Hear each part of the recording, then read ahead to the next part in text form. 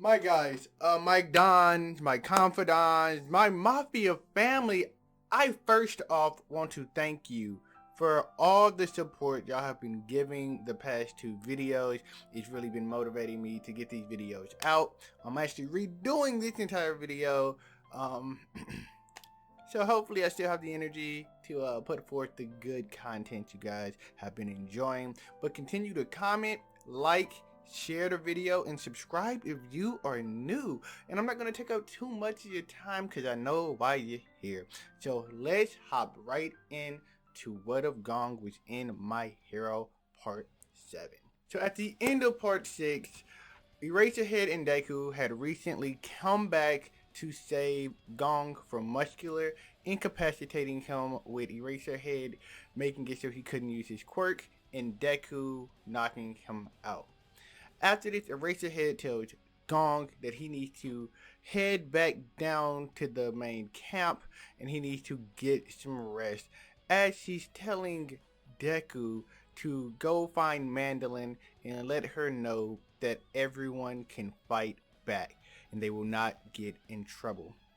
Gong tells them that he won't leave them and that they also need to watch out because the League of Villains are going after Bakugo. They ask him how he knows, and he mentions that Muscular spoke about getting Bakugo after he killed him while they were fighting. Deku books it down towards Mandolin, saying he has to get there as soon as possible and then go find Kacchan. After this, Gon tries to chase after Deku as well, ignoring Eraserhead's pleas to go get rest, saying that he has to go straight to his friends and help find as many of them as possible. He doesn't want to feel useless like he was when All Might fought the Nomu, so he wants to at least be able to assist everyone else. He also is still angry at the League of Villains in general for ruining their training sessions back then. As Gong is trying to catch up to Deku, he quickly realizes that with him being hurt like this, there is no way he's going to be able to keep up with Deku. But he can at least go locate some other people and try to make sure they're okay. He starts to focus in on the noises happening in the fight in the forest with all the commotion, and he sees some gas coming from one area, but then notices a destructive sound coming from a different direction. Not knowing whether that gas is safe or not to go into, he heads off to the noise, hoping that he can help some of his classmates who are probably fighting some of the League of Villains. As he gets there, he ends up finding Bakugo and Shoto um, trying to defend themselves against Moonfist. Gon quickly tells Bakugo to watch out because he's who they're after and that he should run. Also letting Shoto know that Eraserhead gave them permission to fight back and that Deku should be telling Mandolin that information very soon.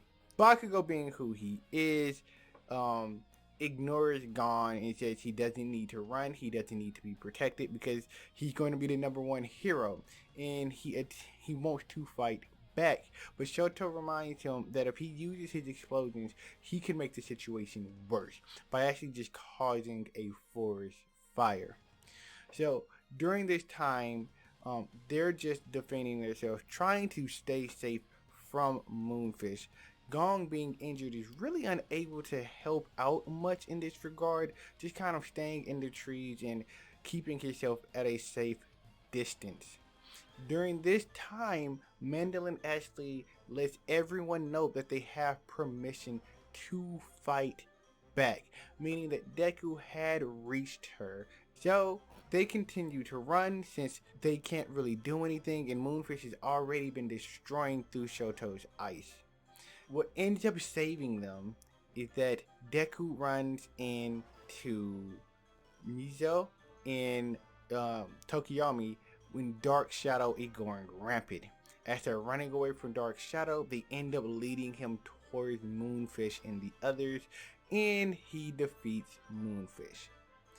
Now the group is together and it's Mizo, Shoto, Deku, Gong and Bakugo, and Shoto and Bakugo able to calm down Dark Shadow with light, and they now have Tokiyomi there as well. But he's exhausted from being dragged around by Dark Shadow. As they're going through the forest, they form a group around Bakugo trying to protect him, even though he's still refusing. And they run into Tetsuyu, I think I'm pronouncing her name right, the frog chick, she'll be on screen, and Ochako, and they're fighting Toga. In this moment, where in the anime and manga, Toga normally looks at a beat up Deku and gets her crush. The situation is switched, and she ends up getting a crush on Gong. In this moment, she also realizes that there's too many of them and she's outmatched, so she runs. The group gets together and Deku breaks down the situation to everyone there. And once they're done, they realize that Bakugo and Tokiyomi are both missing. This is where Mr. Compress, just like in the show, taunts them and lets him know that he is capturing them both. He starts to run away, but a fully healthy Deku is able to quickly jump in the air and tackle Mr. Compress, and the marbles fall to the ground. Deku is able to grab them both, and he tells him to turn them back. The rest of the League of Villains also show up, and Dabi quickly shoots fire at Deku and the group, who are mostly able to avoid it. Gong gets singed a little since he's hurt, but is overall okay. Toga quickly jumps on Gong, trying to get some of his blood, kind of obsessing and drooling over him because he's so beat up. Deku quickly kicks her off before she's able to get any. This is when Kagori tells all of the League of Villains to retreat, and Dabi refuses to leave without Bakugo. All of this still unfolds very similar to the anime. Mr. Compress shows off that he still has the two students, but the difference here is because he was caught by Deku alone, he's a lot more cautious. He shows it on his tongue, but quickly moves it back in. So when Ayami tries to sneak attack him with the naval beam, none of the marbles fall out. Deku tries to chase him down before he leaves along with Shoto, and Dabi quickly shoots fire at them, keeping them at bay as they disappear. So in this situation, they not only have Bakugo, but they also have Tokiyomi with them as well. And with that being said, this is where we're going to end part 7 of What If Gong was in My Hero. Again, I love you guys. I appreciate what you have been doing by coming through, commenting, liking, and just simply watching the video. And I asked you, how do you think it would unfold if you were telling this story with Gong? Do you think that they would save everyone? Do you think there would be more casualties? Let me know down below, and be on the lookout for the next part. I have to do some research on the next story arc to make sure it makes sense to me according to the personalities of the students and the changes and how the butterfly effect kind of works in this scenario. So give it a few weeks before we get to part 8. But hey, if you destroy the like buttons and you keep watching and sharing the videos, I guarantee it'll motivate me more to kind of get it out in a quicker pace. But I thank you guys, I love you guys, and I will see you next time. Peace.